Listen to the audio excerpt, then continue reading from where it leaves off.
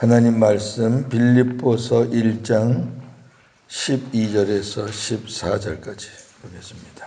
형제들아, 내가 당한 일이 도리어 복음 전파의 진전이 된 줄을 너희가 알기를 원하노라.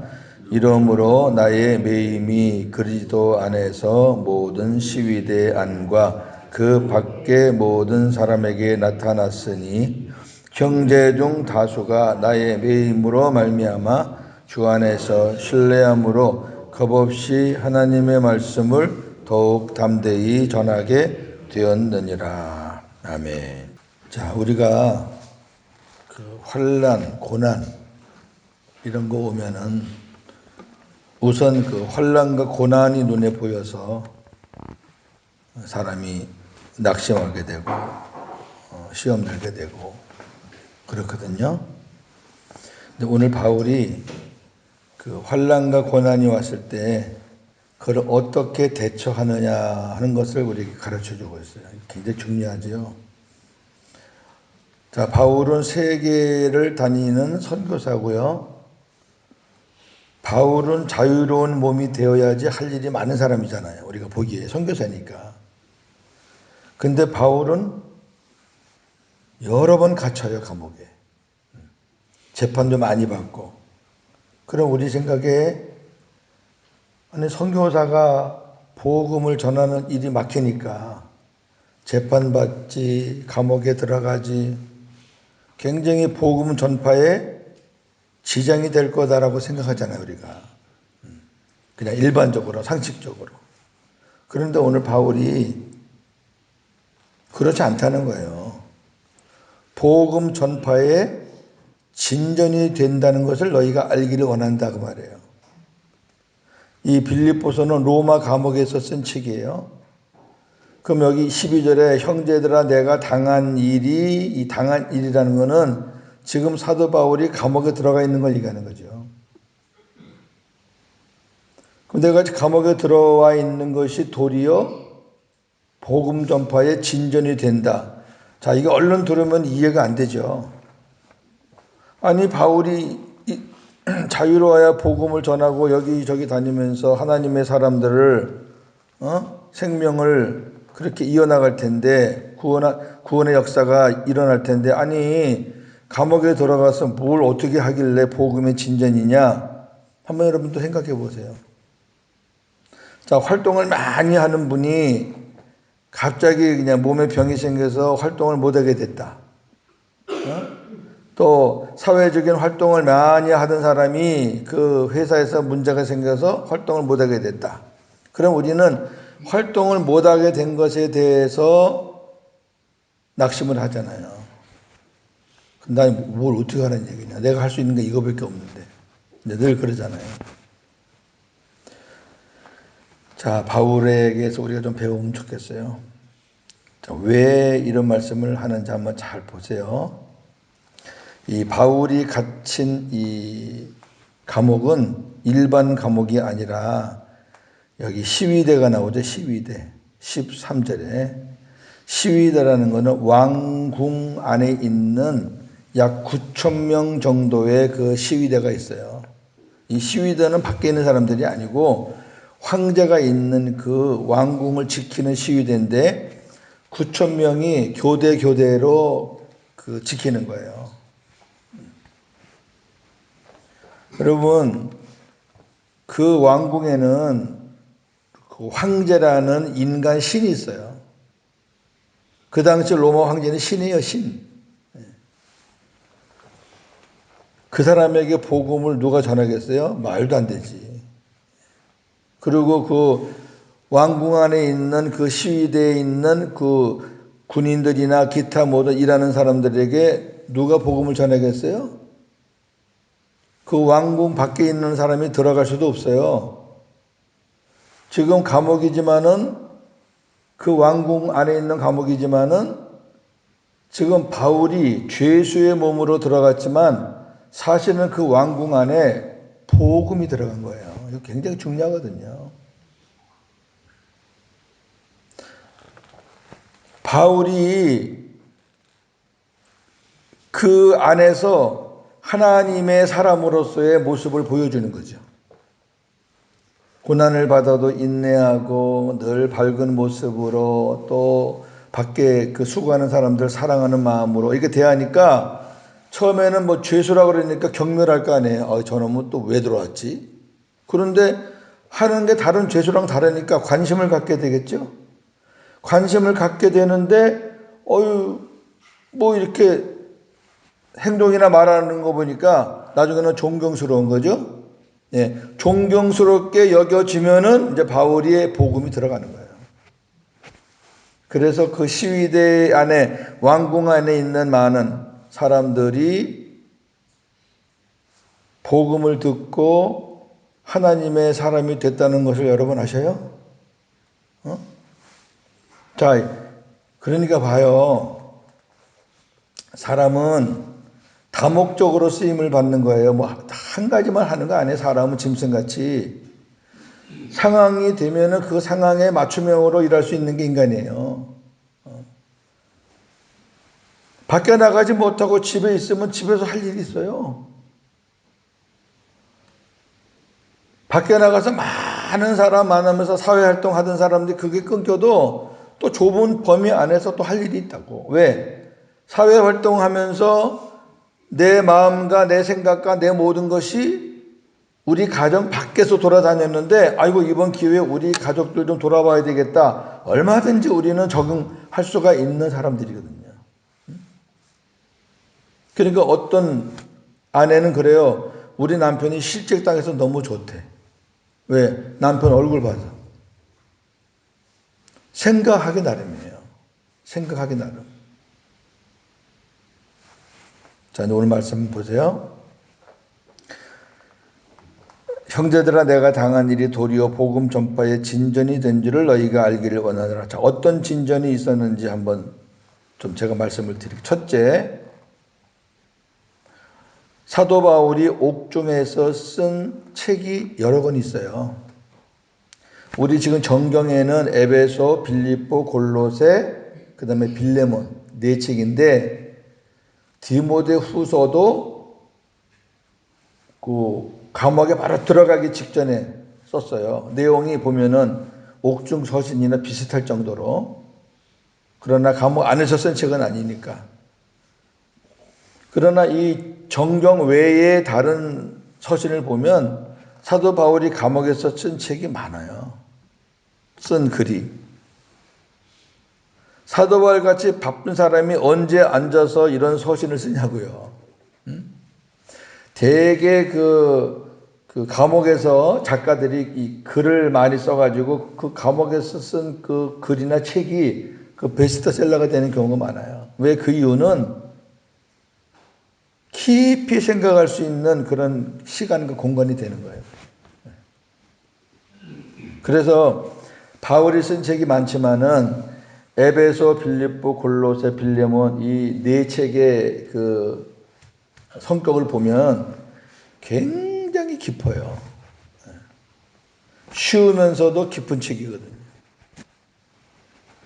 두 번째, 바울이 물론 기도하는 사람이지만 진짜 깊은 기도를 할 시간이 어디 있겠어요? 너무 바쁘게 다니니까. 당장 뭐 죽음이 앞에 있고, 막 위험이 앞에 있고, 강도들, 유대인들 막 더 덤비지, 막 맹수들 덤비지, 그런 데를 다녔던 바울이라 참 하나님 앞에 순간순간 기도했겠지만은 이 감옥에서 더 하나님 앞에 깊은 기도를 할 수 있는 거죠. 이거는 분명히 복음의 유익이에요. 바울이 만약에 감옥에 안 들어갔다라면 이 감옥에서 쓴 옥중 서신은 없잖아요. 우리가 못 본다고요. 그 다음에 제일 중요한 거는 결정적인 게 뭐냐면은 감옥 안에 있으면서 그 궁궐 안에 있는 사람들에게 복음이 전파되었다는 거거든요. 이거는 바울이 밖에 있을 때는 꿈도 못 꾸는 일이에요. 바울뿐만 아니라 어느 누구도 그 안에 들어가서 복음을 전한다는 거는 이거는 말도 안 되는 얘기예요. 그냥 죽어요, 그거는. 그런데 바울로 인해서 어떤 일이 일어났는지 아세요? 자, 우리 4장 보세요. 4장. 빌립보서 4장. 많지는 않아요. 많지는 않은데 그래도 이게 어딥니까? 22절입니다. 시작. 모든 성도들이 너희에게 문안하되 특히 가이사의 집 사람들 중 몇이니라. 가이사가 황제의 황제. 황제란 뜻이에요. 황제. 그러니까 가이사의 집 사람들이 지금 성도가 된 거예요. 하나님의 그 자녀 은혜 안에 들어온 거예요. 지금 그 사람들에게 문안하잖아요. 그러니까 사도 바울로 인해서 가이사의 집 사람들 중에 몇이 변화가 된 거죠. 요 몇이 또 어떻게 또 확장될지 몰라요, 우리는. 그러니까 유익이죠. 진전이죠. 내가 이렇게 감옥에 있는 게 복음의 진전이다. 멋있는 말씀이에요. 이건 우리가 저나 여러분이 아무리 힘들어도 뭐 감옥에 들어가서 쇠사슬로 다 묶일 정도의 고난은 아직 없잖아요. 네? 그러면 우리도 어떤 상황에서든지 우리 주님이 내 안에서 함께 계시고 나와 동행하시니까 어떤 상황에서든지 주님 제가 이런 자리에서 제가 할 일은 무엇입니까? 라고 물었고 해야지요. 우리 한국 사람들은 변화하는 걸 참 싫어해요. 특히 연세 많으신 분들은 변화하는 걸 싫어해요. 그냥 하던 거 하는 게 좋아. 하던 거 하는 게 좋다 보니까 그게 끊기면은 사람이 낙심을 해버려. 그렇게 하지 마세요. 사람이 다양하게 살다 가는 게 좋아요. 이것도 해보고 저것도 해보고 그래야 많은 사람들을 이해할 수 있고. 그러니까 어떤 상황이 막히면은 다른 거 찾으면 돼요. 바울이 아시아 전도하다가 하나님이 딱 막으니까 유럽으로 가면 되고 또 유럽 전도가 딱 막으면 또 아시아로 가고 그래 하나님께서 다 수도해가지고 감옥에 들어가라 그러면 감옥에서 또 복음 전하면 왜? 바울은 그게 다 사명이니까. 처음부터 복음 전했겠어요? 사도 바울의 삶으로 보여주는 거죠. 죄수로서 하나님의 자녀답게 아름다운 모습을 보여주니까 사람들이 감동을 받는 거예요. 감동을 받으면은 그 사람한테 주시하게 되고 그 사람 말 하나하나에 관심을 가지면서 복음이 들어가는 거죠. 13절 이러므로 나의 매임이 그리스도 안에서 모든 시위대 안과 그 밖에 모든 사람에게 나타났으니 형제 중 다수가 나의 매임으로 말미암아 주 안에서 신뢰함으로 겁없이 하나님의 말씀을 더욱 담대히 전하게 되었느니라. 자, 바울의 이러한 모습을 보고 바울의 이러한 소식을 듣고 형제 중 다수, 형제는 그리스도인들이에요. 예수 안에서 하나 된 사람들. 그런 사람들 중에 다수가 이야, 바울은 감옥에서 저렇게 사역을 하는구나. 하나님이 바울을 감옥 안에서도 저렇게 쓰시는구나. 야, 복음의 능력이 나타났구나. 어떻게 시위대 사람들에게 복음이 증거되고 시위대 사람 몇이 하나님의 사람이 되고 이야, 이거는 복음의 능력이다. 사람이 하는 게 아니다. 바울은 감옥에 갇혔는데 뭘 하겠나. 하나님이 하시는 거지. 이런 믿음이 생겨가지고 그 소식을 들은 다수가 많은 사람들이 하나님의 말씀을 더욱 담대히 복음을 더 담대히 전하게 되었다. 얼마나 멋있어요. 감옥 밖에 있는 사람이 안에 있는 사람에게 힘을 주는 게 아니라 감옥 안에 있는 사람들이 밖에 있는 사람들에게 힘을 주잖아요. 우리 좀 이렇게 살 수 없나요? 우리 이렇게 멋지게. 맨날 신제 타령하지 말고 현재 주어진 것에 너무 그렇게 막 하지 말고 상황이 바뀌면 바뀌는 상황에서 우리 인간들은 특히 우리는 하나님이 함께 계시니까 얼마든지 가능하거든. 얼마든지. 자, 우리 사도행전 28장 보면서 오늘 말씀을 정리하겠는데요. 자, 사도행전 28장을 한번 보시죠. 바울이 로마로 호송되어지는 장면이거든요. 28장. 자, 16절을 보시면 제가 읽으면서 말씀을 드릴게요. 우리가 로마에 들어가니 바울에게는 자기를 지키는 한 군인과 함께 따로 있게 허락하더라.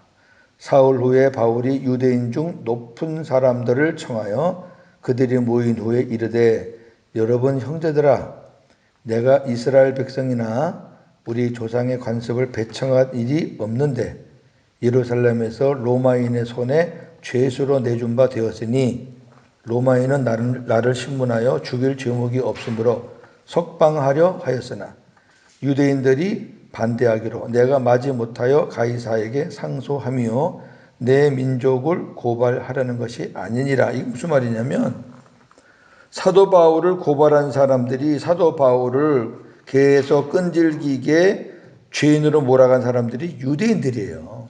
율법주의자들. 오히려 로마 사람들, 이방인들은 바울을 무죄로 죄가 없다고 그랬어요. 죄가 없다 너. 그 죄가 없다 그러면은 유대인들이 끝까지 고소하는 거예요.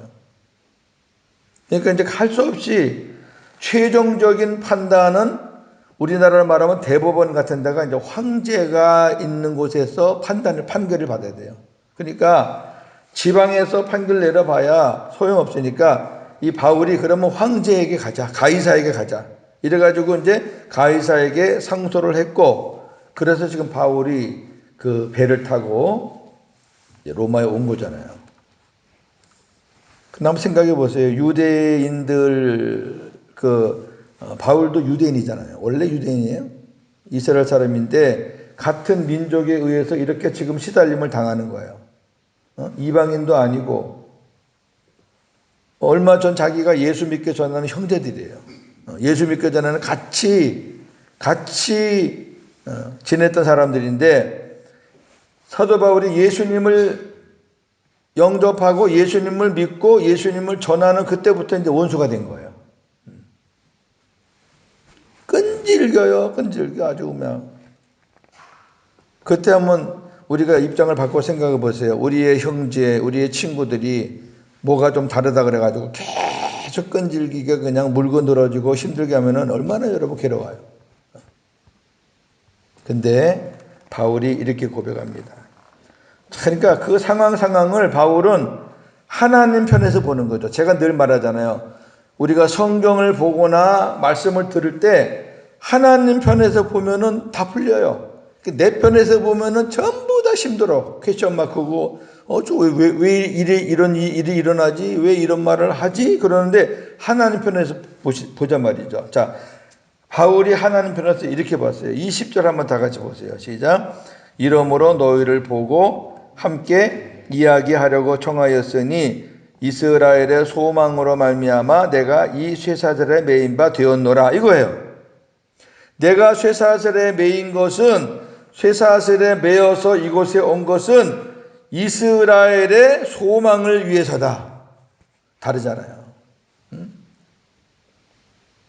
이스라엘의 소망이 뭐예요?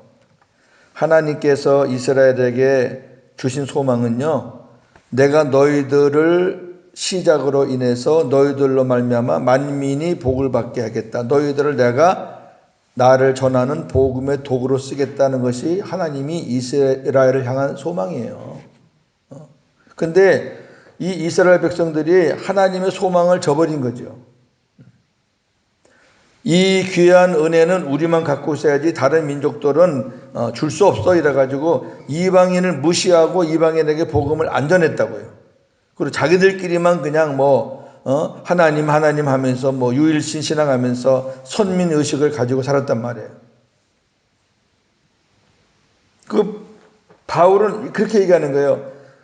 이스라엘의 소망이 이방인을 구원하고 이방인에게 하나님을 전하는 그것인데 너희가 안 했잖아. 그러니까 하나님이 나를 이렇게 쇠사슬에 매어서라도 이방인 땅에 이방인의 중심인 로마에 보낸 것은 하나님이 이방인을 전하시겠다는 이스라엘의 그 소망을 이루기 위해서 내가 지금 쇠사슬에 매 있다. 이렇게 얘기하는 거예요. 얼마나 멋있냐고요. 이러면은 형제들도 안 미운 거예요. 왜? 하나님이 뜻이 있어서 나를 보냈다. 니네가 나를 고소해서 온 게 아니고 너와 내가 누가 잘했나 잘못했나 그거 판단하기 위해서 여기 온 게 아니고 이제 생각해 보니까 하나님이 나를 통해서 이방인 땅에 복음을 전하라고. 왜? 쇠사슬로 이렇게 죄수가 아니면은 내가 그 안에 들어갈 수 없으니까 하나님께 쇠사슬을 묶어서라도 나를 감옥에 집어넣어서 거기서 하나님의 복음을 전해서 하나님의 그 이스라엘을 향한 그 소망을 나에게 이루어 주라고 나를 보냈으니까 이렇게 고백하니까 얼마나 멋있냐고요. 우리가 만사를 그렇게 살면 돼요. 자, 어떤 사람하고 관계가 좋았다가 안 좋아질 수도 있고, 또 가족 간에 분위기가 좋았다가 안 좋아질 수도 있어요. 그러면 그 안 좋아진 것을 사람 편으로 생각하면 끝이 없다니까. 우리 다 그렇게 살아갖고 실패했잖아요. 아, 하나님이 나에게 뭘 깨닫게 하려고 이런 일이 일어나지라고 하나님으로부터 시작하면 답이 나와요. 아, 나온다니까. 그거는 자식도 미운 게 아니고 부모도 밉지 않고 어느 누구도 밉지 않고, 아, 내가 놓친 게 있었구나. 내가 나를 돌아보는 시간이 되게 되어서 하나님 감사합니다. 내가 그동안은 너무 교만했구나. 내가 그동안 너무 사랑이 없었구나. 그러면서 하나님이 나를 향한 뜻만 내가 깨닫고 딱 바로 잡으면은 그 나머지 어수선한 것들이 착착착착 정리가 돼요. 하나님이 원하는 게 그거거든. 자, 그 다음 보세요. 23절부터, 사도행전 28장 23절. 제가 볼게요. 그들이 날짜를 정하고 그가 유숙하는 집에 많이 오니 바울이 아침부터 저녁까지 강론하여 하나님의 나라를 증언하고 모세의 율법과 선지자의 말을 가지고 예수에 대해서 권하더라. 이야, 멋있어요. 그 다음에 마지막 30절, 31절 같이 봅니다.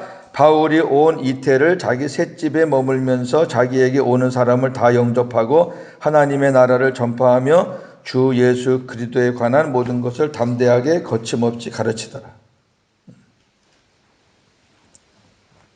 사도행전이 이렇게 끝나는 거예요. 그러니까 아직 로마에 왔는데 로마 법정에서는 이 바울은 무죄고 유대인들은 계속 죄인이라고 몰아붙이고, 그래서 이제 바울이 상소를 해서 이제 황제 있는 데로 왔는데 아마 어떤 그 유예 기간이 있었던 것 같아요. 2년 동안.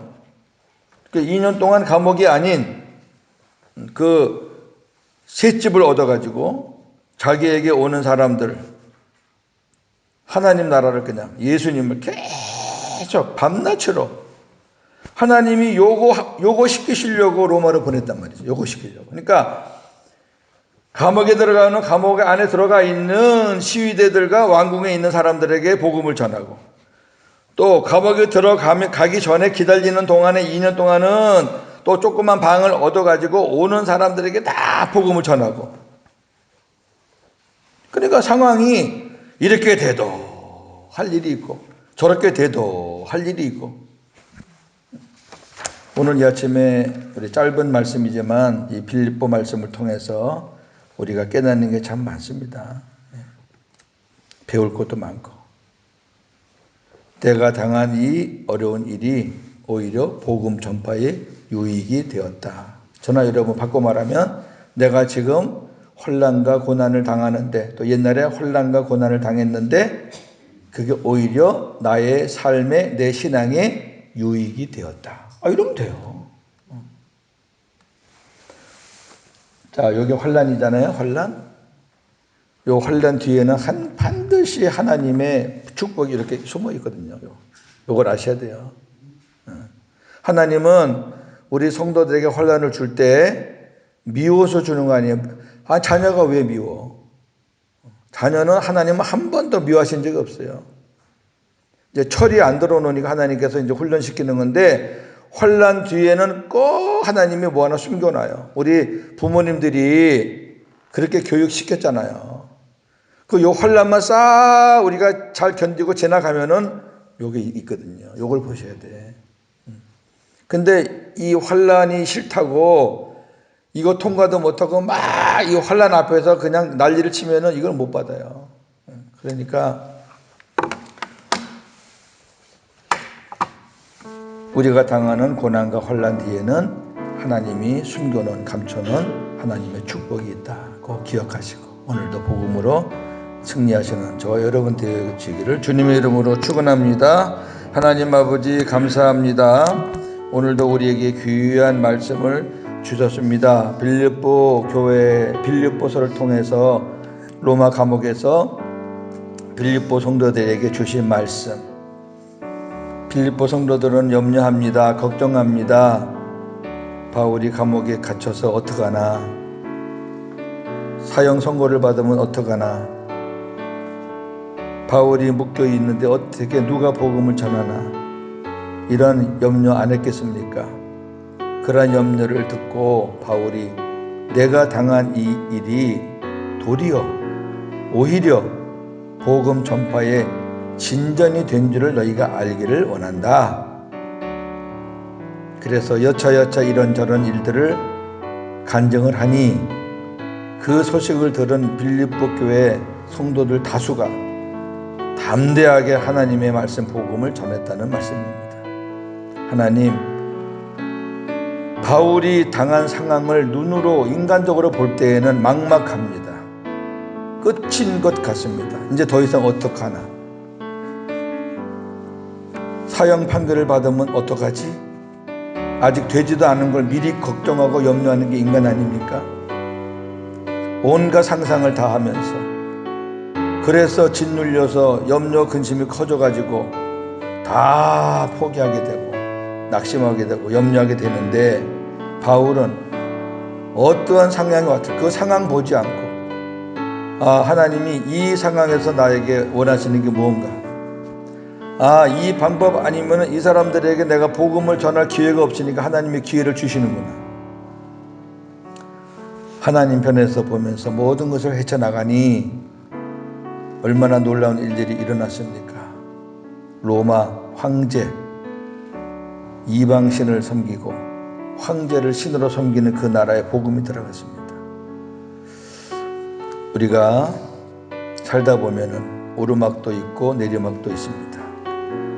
특히 오르막 때는 교만하기 쉬우니 조심하고, 또 내리막 때에는 낙심하기 쉬우니 또 조심하고, 우리는 교만할 이유도 없고 낙심할 이유도 없습니다. 조금 잘 되는 거 가지고 춤출 필요도 없고, 조금 안 되는 거 가지고 안 된다고 삶을 포기할 필요도 없습니다. 우리 안에 계신 주님이 내 인생의 운전대를 잡고 있지 않습니까? 그분이 나의 주인이시고 그분이 나의 왕이신데, 그렇다면 주님이 왜 이렇게 털털거리는 이런 길로 나를 인도하실까? 또 주님이 나에게 왜 이런 어려운 문제를 또 주실까? 숙제를 주실까? 하면서 자기 자신을 돌아보면 해답이 나와서 그런 가운데서도 헤쳐나갈 지혜도 주시고 능력도 주시고 말씀도 주시고, 그래서 그 과정을 통과하면은 하이웨이, 고속도로가 열려있는 거예요. 그래서 우리 인생길 아닙니까? 이제는 주님이 내 안에 계시면 나의 인생의 주인은 내가 아닙니다. 하나님이십니다. 주님이십니다. 그런데 무슨 염려와 근심이 그리 많습니까? 불평과 짜증과 두려움이 왜 그리 많습니까? 하나님이 내 안에 계시는데, 하나님이 내 안에 계시는데, 그런 믿음을 가지고 오늘도 복음으로 승리하는 우리 성도들 다 되게 하여 주옵소서. 예수님의 이름으로 기도하옵나이다. 아멘.